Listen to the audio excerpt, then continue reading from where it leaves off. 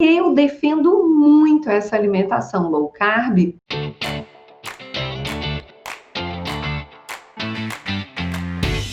porque é a alimentação ideal para qualquer pessoa que quer manter um peso mais magro, quer ganhar massa muscular, que dá para ganhar massa muscular com a alimentação low carb, e quer evitar de ganhar gordurinha, então manter o peso a longo prazo. E é importante principalmente para a mulher que já passou dos 30 anos, onde o metabolismo já dá uma caidinha mesmo. A gente tem que fazer esse tipo de alimentação, senão fica impossível manter o peso. Mas a alimentação low carb é onde eu digo que você pode comer de tudo e emagrecer. Eu e as minhas pacientes que já atingiram o peso ideal comem de tudo e conseguem manter o peso. Aquelas pacientes que ainda estão no processo de emagrecimento também comem de tudo, mas tudo vai depender da quantidade que a pessoa vai comer. Tudo é a quantidade. Então, você pensar que você vai ficar o resto da vida sem comer um brigadeiro, não vale a pena, sinceramente, eu não quero isso para mim. Ou então viver o resto da vida e não tomar um açaí, não, eu não quero isso para mim, eu amo açaí, adoro açaí.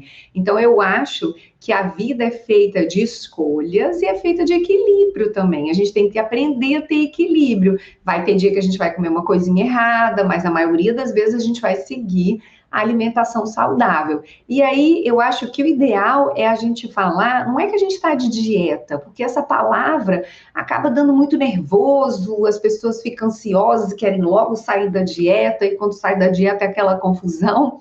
O ideal é a gente falar que a gente está numa reeducação alimentar, aprendendo a comer. E lembrar que quando a pessoa está mais desesperada e quer emagrecer rápido, a gente pode até fazer uma alimentação mais restritiva e uma coisa mais difícil de seguir a longo prazo. Mas é por pouco tempo. O modelo ideal de alimentação é aquela alimentação que você consegue levar para a vida toda. E você consegue abrir as exceçõezinhas. E como é que a gente consegue comer de tudo e emagrecer? É seguir a rotina durante a semana. Não abre exceção durante a semana, de verdade. Se você abre exceção na segunda-feira, aí às vezes na terça-feira você já abriu exceção de novo, aí quando chega na quinta-feira você fala, já foi toda semana, tá perdida. E quando você segue uma alimentação saudável direitinho, você entra no foco. É aquilo que você já está se alimentando saudável, aí você começa a dormir mais cedo, aí você diminui a bebida alcoólica, aí você aumenta o exercício físico, aí você começa a cuidar da sua saúde mental, começa a ter pensamentos mais positivos. Uma coisa puxa a outra. E quando pode prestar atenção que isso realmente acontece, é quando você vai ver, você fala, nossa, minha vida se transformou, realmente melhorei muito. Agora, quando você começa comendo errado, aí toma bebida alcoólica, aí come tudo errado, come doce, come fritura, e come pastel frito, aquela confusão. Aí você fala assim, já chutei o balde mesmo na alimentação, não vai fazer exercício físico, não vai cuidar do sono, e fica tudo desregulado. Então, primeiro passo, organizar a alimentação. Se você não organizar, não tem jeito. E segundo passo, seguir certinho durante a semana, seguindo essa pirâmide alimentar, da base dos alimentos, seus legumes, seus proteínas, menor quantidade de frutas, menor quantidade ainda de carboidratos, pães, biscoitos e bolos, e doces, um tantinho assim mesmo, para poder seguir a pirâmide alimentar e conseguir fazer a low carb direitinho. Agora, com relação à gestante, perguntaram aqui se gestante poderia fazer a low carb. Existem vários tipos de alimentação low carb. Existem vários tipos de alimentação low carb. Até a dieta cetogênica, que é de 50 gramas de carboidrato só, é considerado uma alimentação low carb. A alimentação low carb que eu proponho, ela é de 150 gramas de carboidrato. Então, 150 gramas de carboidrato para uma gestante pode, mas a gestante ela não pode ficar muitas horas sem se alimentar. realmente é a única fase da vida que a gente tem que comer mais ou menos de 3 em 3 horas. Não pode ter hipoglicemia, porque pode fazer mal para o bebê. Então, a gestante pode fazer uma pequena restrição calórica, ela pode fazer alimentação low carb, não vai passar fome, mas tem que ser uma alimentação low carb de mais ou menos 150 gramas de carboidrato. Não pode ser uma alimentação low carb tão radical.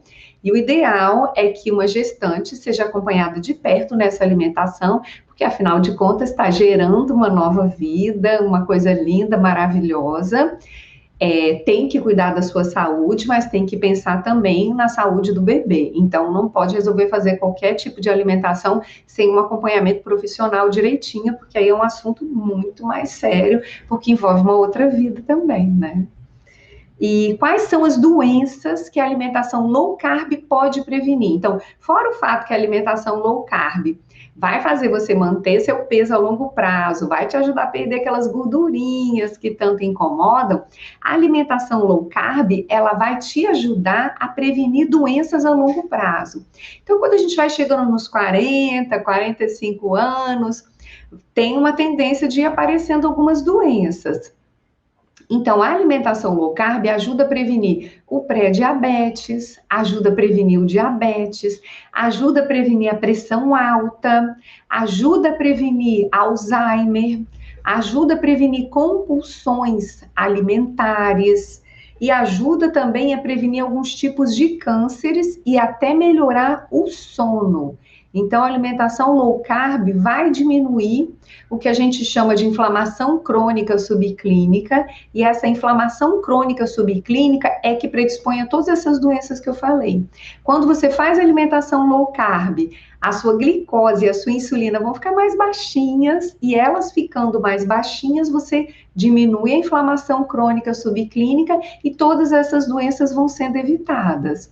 E eu sempre falo aqui que se você não arrumar um tempo para você poder pensar na sua saúde e cuidar de verdade da sua saúde, se você não tem tempo para isso, uma hora você vai ter que arrumar tempo para poder cuidar da doença, porque não existe super-homem, não existe super-mulher. O corpo da gente vai sofrendo os danos dos anos que a pessoa não se cuidou. A pessoa não percebe, mas aqueles pequenos danos vão chegando devagar até que a doença chega. Então, a gente pensa que não, mas desde bem jovem a gente já tem que prevenir. Mas quem já passou dos 30 anos é questão de saúde mesmo se cuidar. E agora, com essa pandemia, muitas pessoas que não davam muita atenção para a saúde começaram a se preocupar, porque viram que pressão arterial alta é grupo de risco, e não é grupo de risco só para coronavírus, é grupo de risco para várias doenças. Diabetes, pré-diabetes, todas essas doenças que podem ser prevenidas e podem ser tratadas com bons hábitos, elas predispõem ao aparecimento de várias doenças. Então, não adianta só tomar remédio para diabetes, não adianta só tomar remédio para pressão, a doença continua ali, ela só ficou escondidinha, mas ela ainda está ali, a imunidade ainda fica baixa. Então, depois dessa história do coronavírus, muitas pessoas passaram a prestar atenção que obesidade, pressão alta, diabetes é fator de risco para várias doenças, não só para o coronavírus. Então, a gente tem que se cuidar desde 20, 30 anos, mas passou dos 40 anos, ó, pelo amor de Deus, é cuidar da saúde de verdade mesmo.